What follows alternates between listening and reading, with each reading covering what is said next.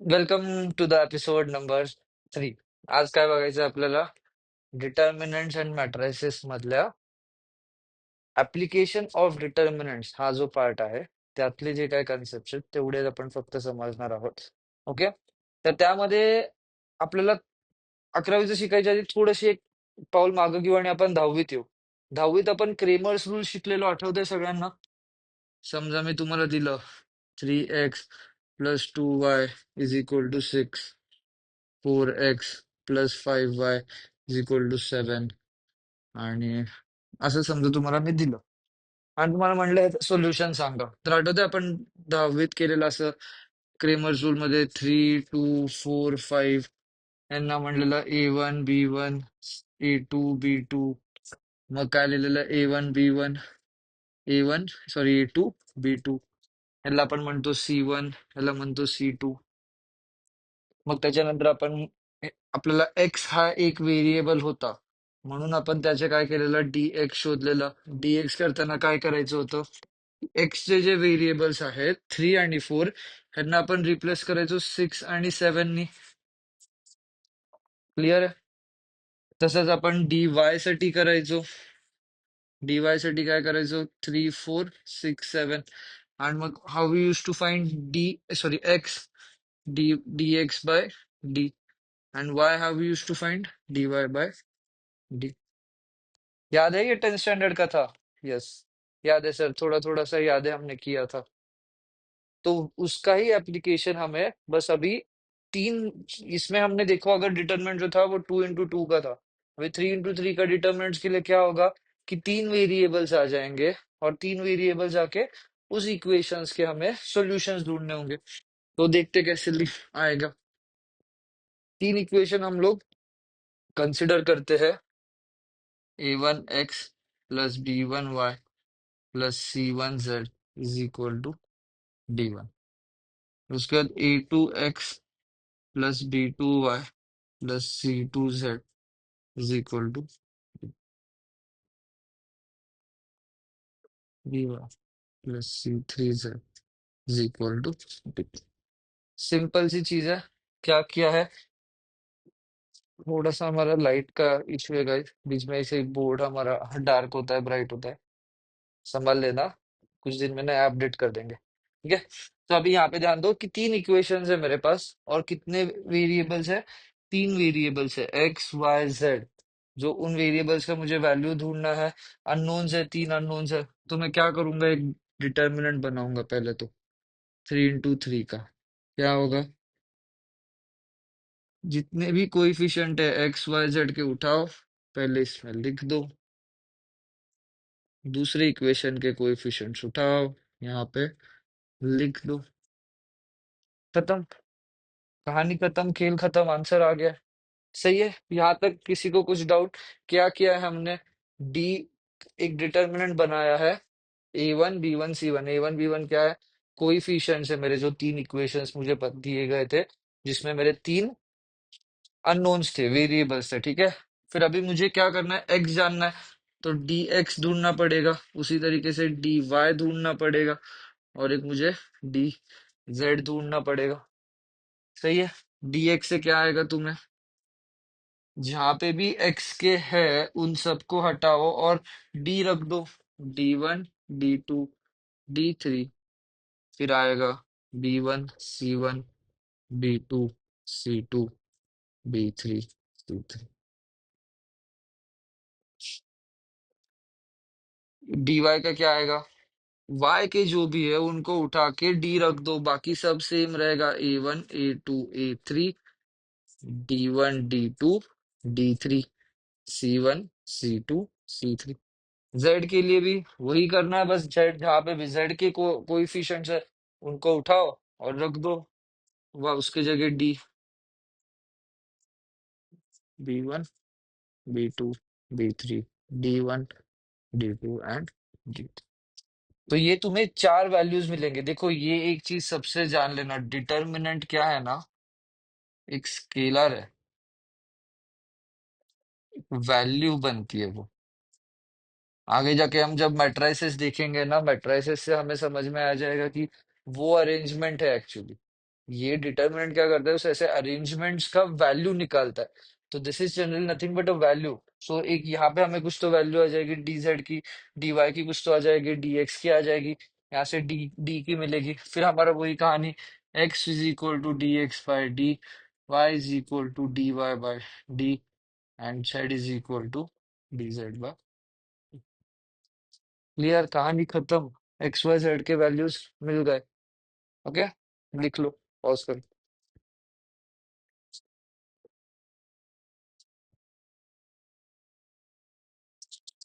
कल हमने देखे थे प्रॉपर्टीज। प्रॉपर्टीज देखने के बाद आज ये क्या कंसेप्ट देखा है कि कोई भी अगर मुझे इक्वेशंस दिए हैं तीन वेरिएबल्स के, और जिसमें मुझे एक्स वाई जेड की वैल्यूज सॉल्यूशन उसका ढूंढने बोला है, तो अगर मुझे उन्होंने कहा है कि क्रेमर्स रूल से सॉल्व करो, तो मेरा डिटर्मिनेंट का कंसेप्ट मैं उसमें इंट्रोड्यूस करूंगा। ठीक है, एक एग्जांपल देख लेते हैं। एग्जांपल ले लेते हैं हम। चलो, x plus y plus z is equal to 6, then x minus y plus z is equal to 2, 2x plus 2y minus z is equal to 2।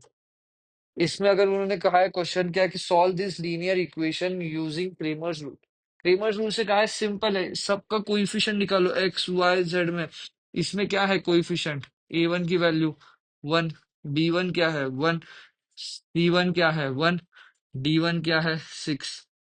इसमें a1 की वैल्यू, a2 की वैल्यू क्या मिल गई 1, b2 की वैल्यू क्या मिल गई -1, c2 की value क्या मिल गई +1, और d2 की वैल्यू क्या मिल गई 2। ये हमें यहाँ से मिला।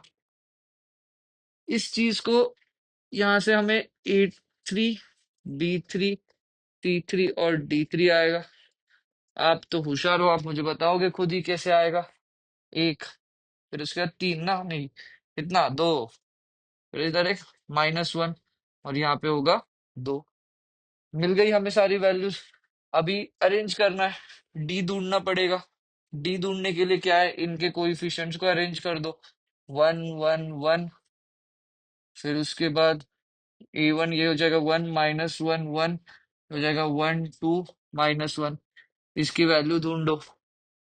इसकी वैल्यू ढूंढ के आपको आएगी, कितनी आएगी, 1 इंटू 1 -2 -1, ये हो गया -1 -1, +1 इंटू 2 +1, ये हो जाएगा -1 +2 +1, बराबर। ये तो गड़बड़ है,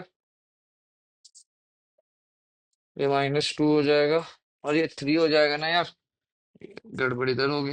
ये 3 हो गया, और ये माइनस सही है, माइनस माइनस ये हो जाएगा, दिस बिकम्स -1 इंटू -2 प्लस बन जाएगा, ये बनेगा 4। सही है, डी का वैल्यू आ गया मुझे 4। अभी मुझे अगर डी एक्स का वैल्यू ढूंढना है, तो मैं क्या करूंगा, इस वाले को, जहां पे भी एक्स के थे, एक्स के कौन है, a1 a2 a3, a1 a2 a3, इनको उठा के d1 d2 d3 रखना है। d1 क्या है 6, d2 क्या है 2, और ये क्या है 2। बाकी सब वैसा का वैसा, कोई बदलेगा नहीं अपनी जगह। इसकी वैल्यू मिल जाएगी आपको, ये सॉल्व करो। क्लियर है, करना अटेम्प्ट करना क्वेश्चन, और कमेंट में मेरे को बताना आंसर आपको कितना आया था एक्स वाई जेड का। ठीक है,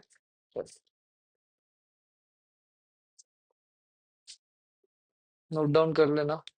तीन इक्वेशन दिए थे मुझे, X plus Y plus Z is equal to 6, X minus Y plus Z is equal to 2, and X plus 2y minus Z is equal to 2। Cramer rule से तीन equation solve करने, कुछ सिंपल सी बात है यार। डिटरमिनेंट बनाना है, सबसे पहले एक तो हर एक का कोएफिशिएंट उठाओ, रख दो। हर एक इक्वेशन में से कोएफिशिएंट उठाओ, रख दो, डी मिल जाए। अभी डी एक्स कितने वेरिएबल से, एक्स वाई जेड तीन है, मतलब मुझे D X D Y D Z लगेंगे।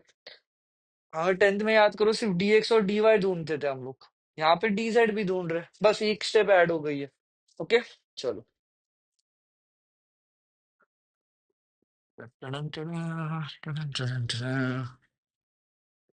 ओके, अभी तुम्हें अगर मैंने एक ट्रायंगल है, लेट्स कंसिडर डिटर्मिनेंट का एप्लीकेशन यहाँ पे भी एक होता है कि अगर मेरे पास एक ट्रायंगल है, let's consider this is my triangle A1 B1, this A2 B2, ये बन गया A3 B3। सही है। थोड़ा सा लाइट हमारे चाहिए सर, आपका बोर्ड हो जाता है अंधेरा अंधेरा। जिंदगी है वैसे अंधेरे में कटने वाली, ठीक है, करेंगे बोर्ड का बंदोबस्त जल्दी करेंगे, ठीक है। अगर मेरे पास एक ट्रायंगल है, उस ट्रायंगल के तीनों कोऑर्डिनेट्स मुझे वर्टाइसेस के पता है, तो उसका एरिया ढूंढना होगा। ABC का एरिया ऑफ ट्रायंगल ABC का कुछ नहीं, आधा उठाओ और एक डिटर्मिनेंट बनाओ। क्या डिटर्मिनेंट बनाओगे पगले? डिटर्मिनेंट बनाओगे A1 B1 A2 B2 A3 B3। Sir तीसरा वाला क्या करे? इसको तो कुछ करना भरना पड़ेगा। सिंपली 1 1 1, खत्म। ये जो वैल्यू आएगी वो बन गई इसकी एरिया। सही है, कोई दिक्कत वाली बात? देखो, जो भी ट्रायंगल लिया था हमने, उस ट्रायंगल के जो भी मेरे वर्टाइसेस थे, उस वर्टाइसेस के मेरे पास कोऑर्डिनेट्स थे x1 y1 x2 y2 x3 y3, या A1 B1 A2 B2 A3 B3। उसका अगर एरिया ढूंढने बताया तो आपको तो फॉर्मूला पता है सर, हमको base into half into base into height भी पता है। ठीक है, आप ढूंढते बैठो उसका बेस कौन सा है, उसकी हाइट कितनी है। मैं एक सिंपल फास्ट वे कर लेता हूँ, डिटर्मिनेंट में डाल देता हूँ, मिल गया इसका एरिया, खत्म। क्लियर है बात? नोट डाउन कर लो।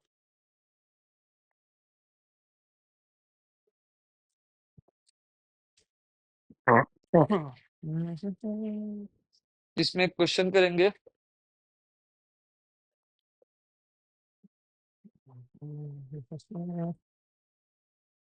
ये आपके लिए होमवर्क है, मतलब आप इसको सॉल्व करके कमेंट्स में अपडेट करना, मैं कमेंट्स चेक करते रहूंगा, मुझे समझ में आ जाएगा कि कौन कितना देख रहा है।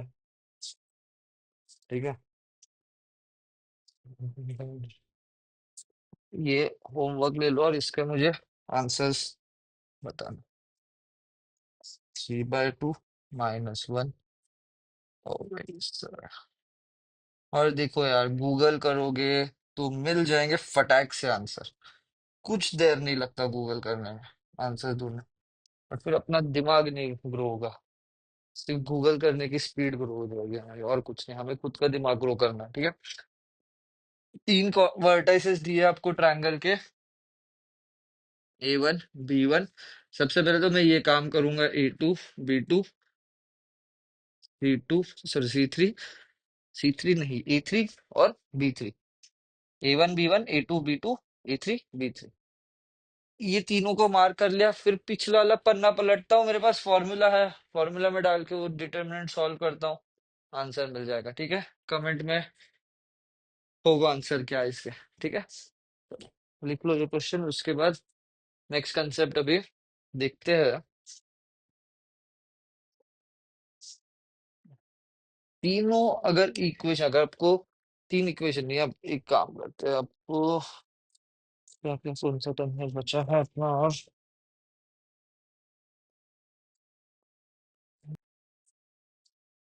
चलो, सॉरी गाइस, अपना रिकॉर्डिंग बीच में ही थोड़ा भी यार वो लाइट का इशू हो रहा है मेरे, कोशिश करते हैं इसको जल्दी से सॉल्व करने का। एक अपने को कर्टन काइंड ऑफ लगाना पड़ेगा, नहीं तो लाइट्स लगाने पड़ेंगे प्रॉपर। चलो, अभी हमने क्या देखा था थोड़ी देर पहले, कि अगर मुझे तीन इक्वेशन दिए हैं और तीन वेरिएबल्स है, तो मैं क्रेमर्स रूल से उसका फटाक से इक्वेशन आंसर सॉल्व कर सकता था। अगर मेरे पास दो इक्वेशन है और दो वेरिएबल है, उसका भी हम लोग फटाक से आंसर सॉल्व कर सकते थे। अभी यहाँ पे उन्होंने दिया है कि तीन इक्वेशन दो वेरिएबल्स, मतलब A1 X B1 Y C1। V2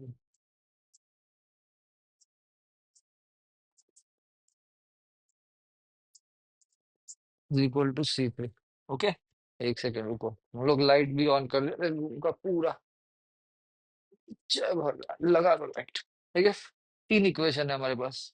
a1x plus b1y is equal to c1, a2x plus b2y is equal to c2 and a3x plus b3y is equal to c3।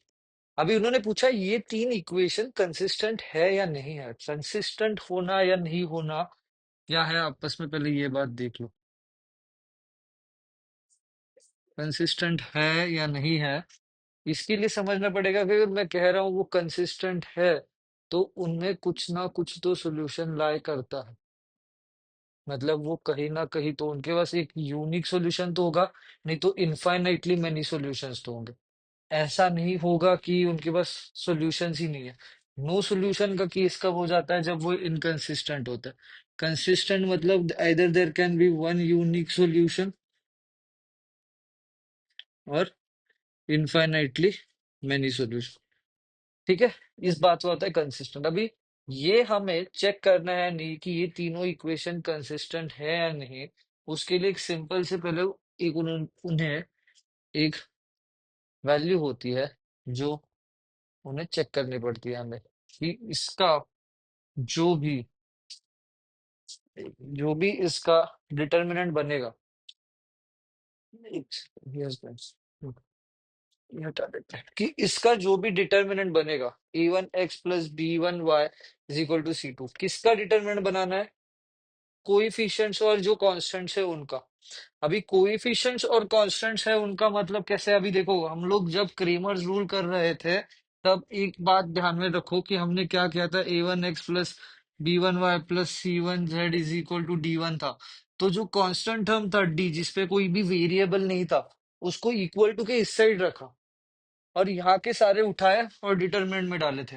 फिर अगर हमें x ढूंढना था तो फिर x के हटा के हमने उसके जगह d के डाले।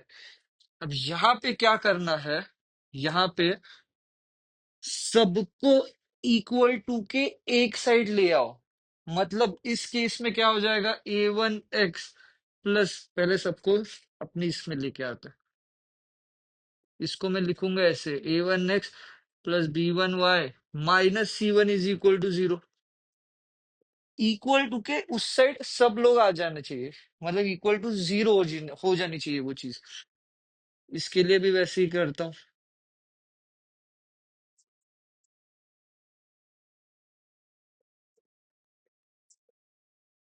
सही है।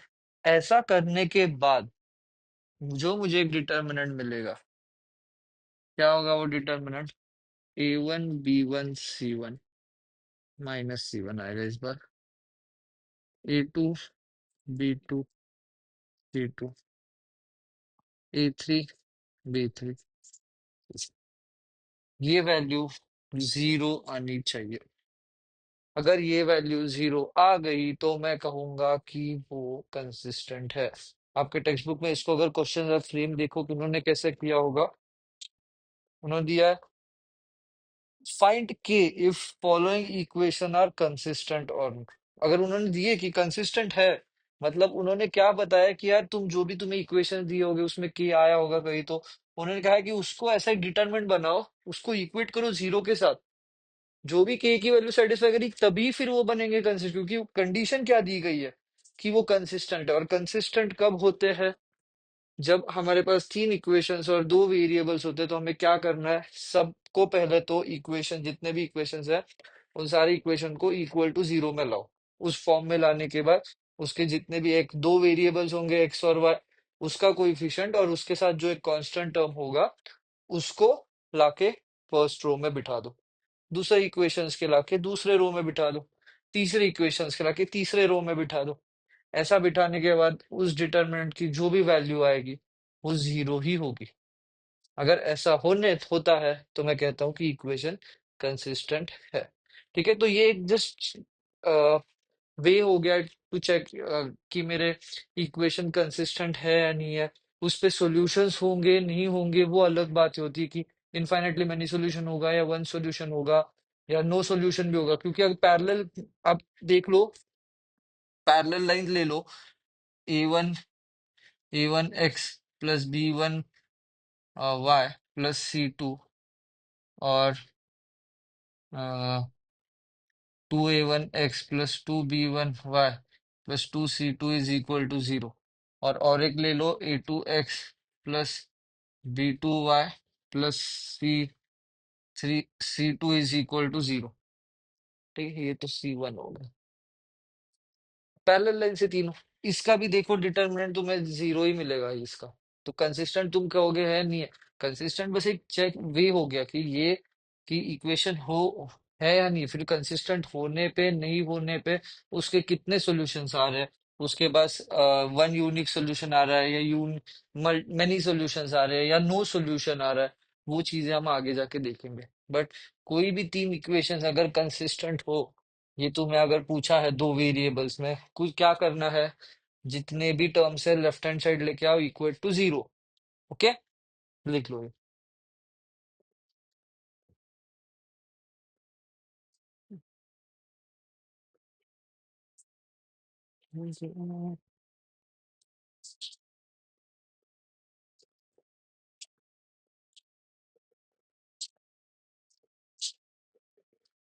ठीक है, देखो इसके बाद आगे आपको कुछ इस तरीके से क्वेश्चन मिलेगा टेक्स्ट बुक में, उससे आप कैसे डील करना है। अगर आपको पूछा गया है कि 3 पॉइंट्स आर कोलिनियर और नॉट। कोलिनियर का अर्थ क्या होता है कि पहले तो 3 पॉइंट्स लाइन में है क्या नहीं, पूछा ये है या नहीं बताओ पहले आप। तो अगर मैं कह रहा हूँ कि ये तीनों मुझे लाइन में चाहिए, तो इसका मतलब क्या हो गया, इनका जो ट्रायंगल ये तीनों पॉइंट्स बनाएंगे उसका एरिया क्या होगा, 0। तो बस वही चेक करना है आपको, 3 पॉइंट जब दिए जाएंगे और पूछा जाएगा, तो ये एक ट्रिक है। ठीक है, अभी इस वाले जितने भी अपने एपिसोड हुए, तीसरा एपिसोड है आज, ये कितने मिनट का हुआ है और को देखने दो यार, ये 8 मिनट हुआ है यहाँ पे रिकॉर्ड, और इसके पहले का अपना 15, ठीक 23 मिनट्स का है। आपको इसका और अगला वाला पार्ट शाम तक मिल जाएगा।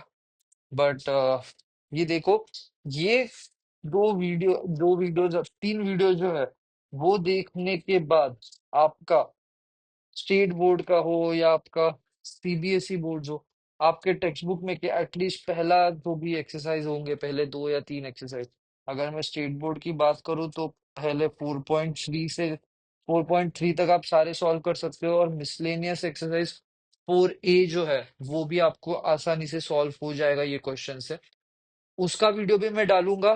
बट जैसे मैं हमेशा कहता हूँ, I want you guys to solve the questions, attempt yourself, नहीं हुआ तो हम लोग है क्लास में, हम डिस्कस करेंगे, बट कंसेप्ट इतना ही है इसमें। ठीक है, डिटर्मिनेंट्स पार्ट है, अभी नेक्स्ट वीडियो हम लोग आएंगे तब मैट्रिसेस के बारे में बात करते हैं। ओके, चलो, थैंक यू।